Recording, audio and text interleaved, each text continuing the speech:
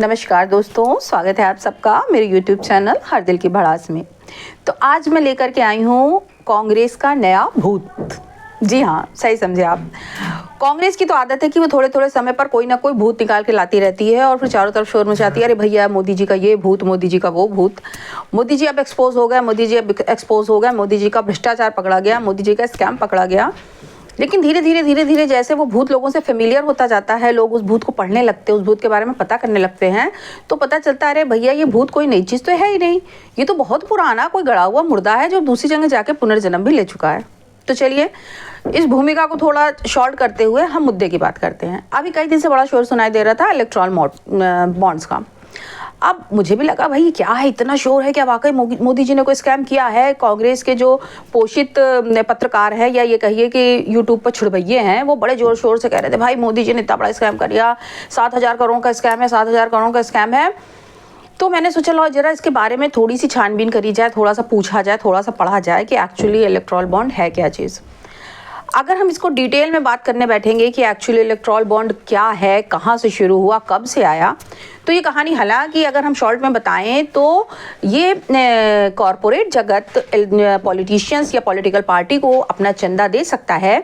ये शुरू हुआ था जवाहरलाल नेहरू जी के टाइम में 1952 में उन्होंने कहा था कि अगर कोई कॉरपोरेट जगत का कोई चाहे तो वो हमें फंडिंग कर सकता है, हमें क्या पॉलिटिकल पार्टीज़ को। हालांकि उस समय पॉलिटिकल पार्टीज़ ना के बराबर थी, एक अकेली कांग्रेस ही थी, तो जो भी चंदा आता था वो कांग्रेस की झोली में ही जाता था।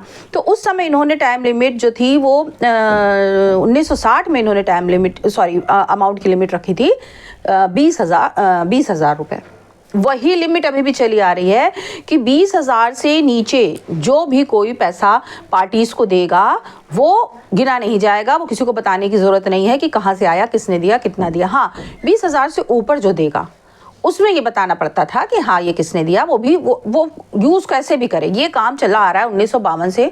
1960 में जवाहरलाल नेहरू ने एक और लगाया था कि किसी भी बड़े बिजनेसमैन या कॉरपोरेट जगत के कोई भी शख्स जो देना चाहे उसके 3 साल की इनकम का रेशियो निकाला जाएगा, उस रेशियो के हिसाब से 5% दिया जाएगा। चलिए वो तो गहरी बात होगी, उस मुद्दे पर डिस्कस करने हम यहाँ नहीं बैठे हैं, क्योंकि यहाँ पर हम कोई चीज़ डिटेल में नहीं जाएंगे क्योंकि वीडियो बड़ा हो जाएगा। हम केवल बताएंगे कि कांग्रेस कैसे कैसे शगुफे निकालती है और कैसे कैसे कोशिश करती है कि वो हमें बरगलाए।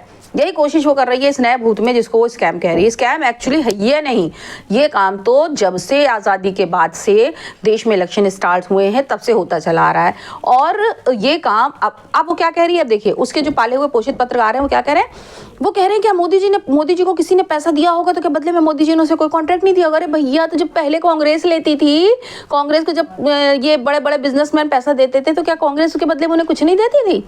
इस दुनिया में कोई भी चीज़ केवल गिव या केवल टेक पर टिकी ही नहीं है। सिंपल सा इस दुनिया में गिव एंड टेक का रिलेशन चलता है। अपने सगी रिश्तेदारी में भी अगर आप कहीं 500 रुपया करके आते हैं, आपने 2 महीने पहले किसी भाई बहन के बच्चे को 500 रुपया दिया, तो 2 महीने बाद आप कम से कम 500 की उम्मीद रखते हैं कि वो हमें 500 दे जाएगा। किसी के शादी में 5,000 करके आए तो 10 साल बाद आप कोशिश करेंगे अरे हम तो 10 साल पहले 5,000 दे के आए थे, अब तो उसे 10 साल बाद जो है 10,000 देना चाहिए। तो उसी तरह के अब तक जब कांग्रेस को ये फंडिंग होती थी तो कांग्रेस उनके एवज में उनको कोई कॉन्ट्रैक्ट नहीं देता था जो मोदी जी ने दिया। पहला सवाल तो मेरा ये है कि इसका जवाब दे कि भाई कांग्रेस इस बात का पूरा डिटेल निकाल के पब्लिक डोमेन में रखे कि हाँ उन्होंने हमें इतनी फंडिंग करी, इतना पैसा दिया, हज़ारों करोड़ दिया और हमने उनको बदले में कुछ नहीं दिया, मगर मोदी जी दे रहे हैं। अगर ऐसा वो प्रूव कर देता मैं मानूंगी बिल्कुल मोदी जी गलत है, मोदी जी स्कैम कर रहे हैं, मोदी जी भ्रष्टाचार कर रहे हैं, मोदी जी जनता का पैसा लूट रहे हैं। चलिए सबसे बुरे मोदी जी हैं। पहली बात तो ये हो गई। अब दूसरी बात ये है कि अब उसमें ये लोग ये जो अपनी तरफ से अभी तो क्वेश्चन लगा के जोड़ रहे हैं कि क्या इस फंडिंग में चाइना का भी पैसा आया है, क्या चाइना के भी कॉरपोरेट जगत का पैसा आया है? तो अरे मेरे भाई, जो राजीव गांधी का फंड था उसमें तो कंफर्म हो गया था कि चाइना का पैसा आता है। किस माई के लाल ने किसी का क्या उखाड़ लिया था? पहली बात तो ये। दूसरी बात, जब सुप्रीम कोर्ट ने ये बात कही है कि 13 तारीख तक सारी चीज़ें पब्लिक डोमेन में आ जाए, तो वेट कर लो, देख लो कि मोदी जी ने किसी को दिया है कि नहीं दिया है, कोई कॉन्ट्रैक्ट चाइना को दिया है कि नहीं दिया है, चाइना का पैसा आया है कि नहीं आया है। तीसरी बात, जो कांग्रेस के प्रवक्ता बड़े बढ़ चढ़ के बोल रहे हैं कि ये तो भ्रष्टाचार वाली स्कीम थी, इसमें पारदर्शिता थी ही नहीं, हमने तो इसका हमेशा विरोध किया। अरे अकल के दुश्मनों, अगर तुमने किसी स्कीम का विरोध किया तो उसी स्कीम के तहत रुपया क्यों भर रहे हो?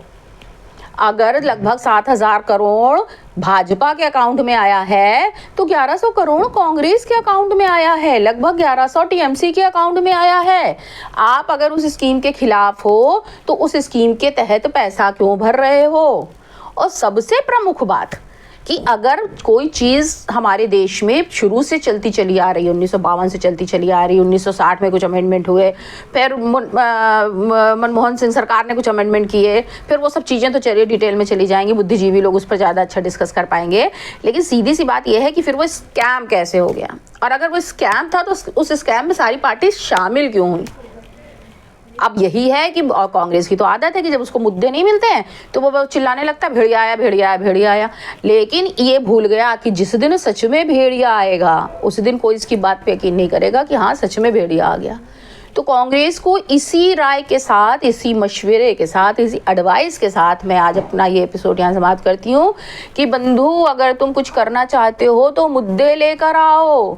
भूत भूत चिल्ला के, स्कैम स्कैम चिल्ला के, मोदी मोदी चिल्ला के तुम मोदी का ठेंगा कुछ बिगाड़ नहीं पाओगे। इसी के साथ मैं आज का एपिसोड समाप्त करती हूँ। तब तक के लिए अगले एपिसोड में फिर मिलेंगे। तब तक के लिए जय हिंद, जय श्री राम।